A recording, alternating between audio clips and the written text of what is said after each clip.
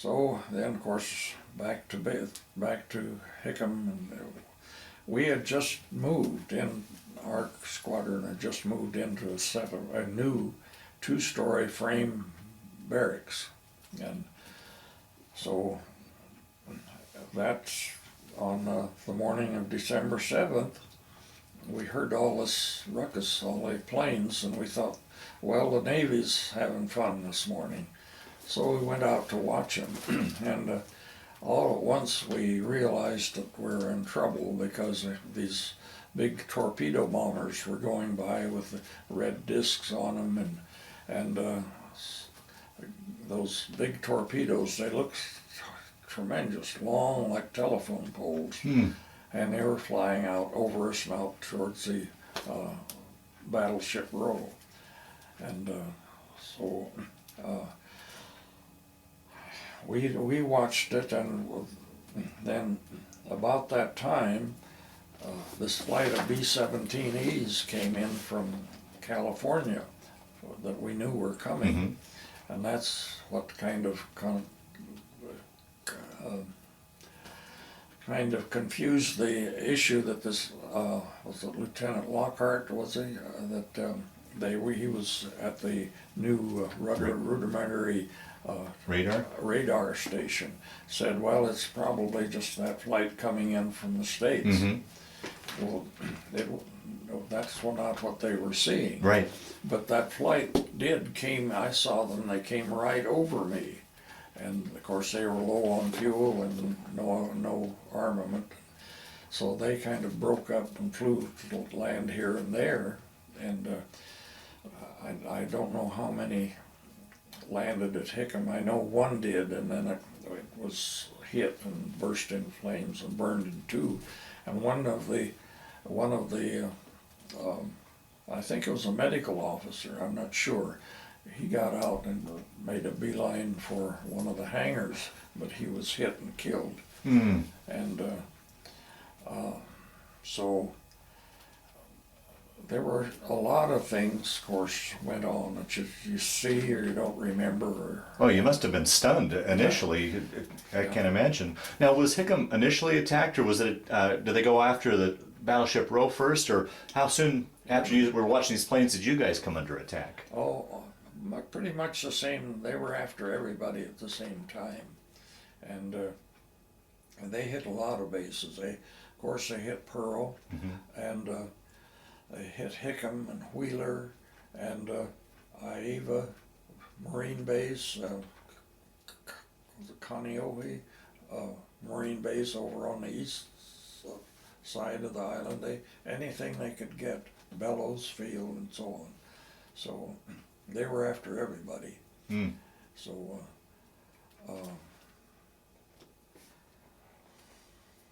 about to run down, but anyway, I watched all this going on for a while, and I saw, as I mentioned, the B-17s or anything else, and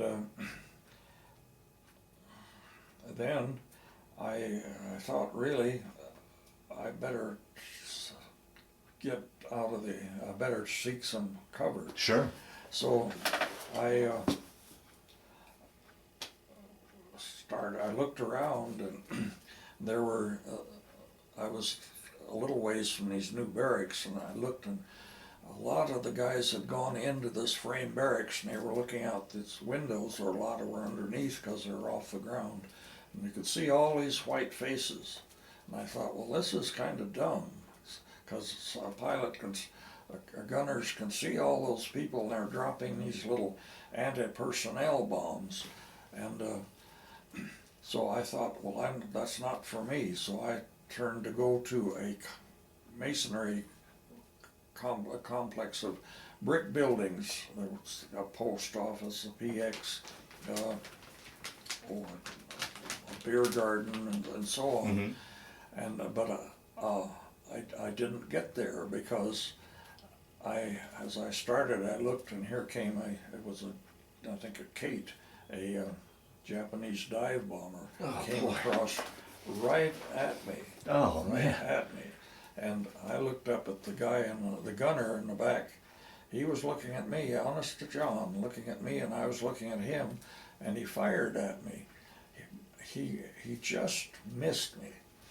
But the reason I say he missed me, he was so close he couldn't hit me. If he'd been further away, he'd have gotten a better shot.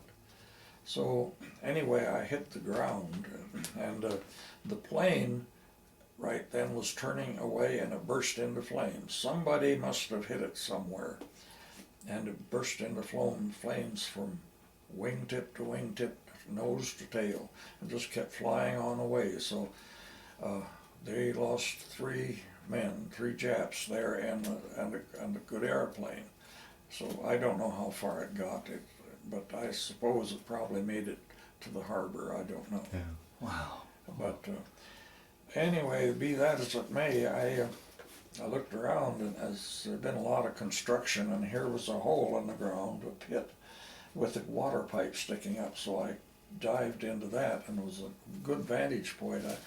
I laid in there on my back, and I could see all the Zeros going over, and the torpedo bombers and so on going out to Battleship Row, and the rest of the harbor. And so I laid there, and I watched them, and I could see a flight of high level bombers going over, and they got over the Battleship Row and the Arizona. I saw them drop their bombs, and I'm convinced that one of those is what sunk the Arizona, because those bombs did hit the Arizona. They hit the gun turrets, and they're pretty heavy, and I know they said one ricocheted off, hit the deck and went through it and down into the powder magazine. So now things blew up there. Now, to give us myself and for people that watch this an idea where Hickam is in relationship to Battle Row, could you see Battle Row? Was it across the harbor from Battle Row, and from your vantage point, could you see? Actually, the Hickam and Pearl Harbor are adjacent. Okay. And were separated by a chain link fence. Oh, really? Okay. Yeah, Okay. So we're close. Now, Hickam Field is officially part of Pearl Harbor. It's been changed. They've taken out the fences and so on. But of course, Hickam took a pounding too. Right. Not like Pearl did. I was glad I wasn't in the Navy. Boy. Now, how far away in your hole were you from the tarmac where all the planes were lined up? And I was probably city block. oh boy. And I had a friend he's passed away now. He used to live here in close by from here. His name was Oscar Hazard. His son still lives here.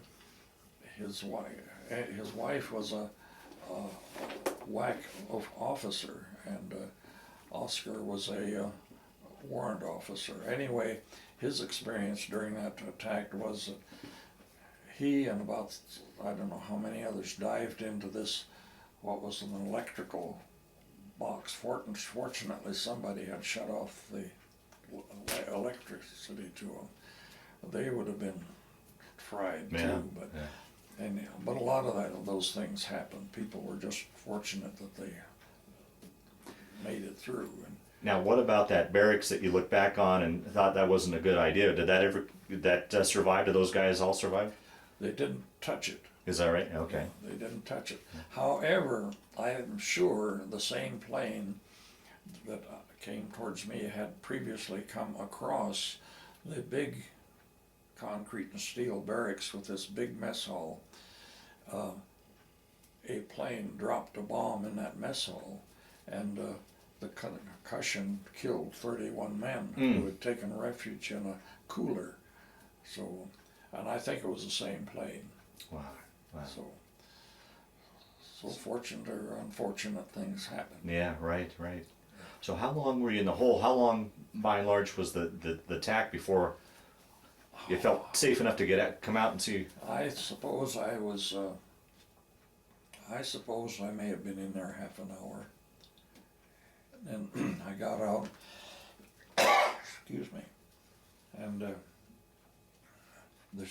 that initial attack was over, so everybody came out, and then we had to get up to where we had to get up to the Air Force headquarters, so somebody came along with a vehicle, and we climbed into it and rode up there. And so then the second attack started, and so we were strafed again, and this old sergeant got us, who's in charge of us, got us to get into this little building, and pretty soon an old colonel came out of the headquarters building and told the sergeant to get us one at a time into this headquarters building, much safer. So, because the strafing was going on at the time, he was a nice old gentleman, full colonel, and old Colonel Rayleigh. But, so anyway, I was at the headquarters near the intelligence, the G2 office, and I think that's correct, and it was their intelligence office, and I remember prior to the colonel coming out, a lieutenant came in and said, "I want 2 volunteers to move those 2 aviation fuel trucks." Who were they? Well, they 3,000 gallons apiece, parked not far away, very volatile. So 2 friends of mine jumped up just like that, and they went out and they moved those trucks. Wow. And so, well, they were awarded. They both got a Purple Heart. They weren't they weren't injured, but they did. At least they were quick enough to get out and do what was requested. But there's a lot of that went on too. So yeah. they were remained good buddies during the war. One was Harold O'Connell, a red-headed Irish, from Brooklyn, New York, and his buddy was this easygoing, laid-back Charles Seiler from Camden, Arkansas. They were good buddies, so they got into the armament business, and their job was to strip and clean and repair machine guns. Oh, okay. After that. Okay. So. Can you describe to us now what the scene, what things look like after the second attack, and what the field and your surroundings were like? If you can just kind of give us a feeling of what you were seeing. Well, a lot of things were shot up. The hangars were, because they weren't destroyed, they're pretty sturdy, but like this one B-17 that had landed was virtually burned in 2.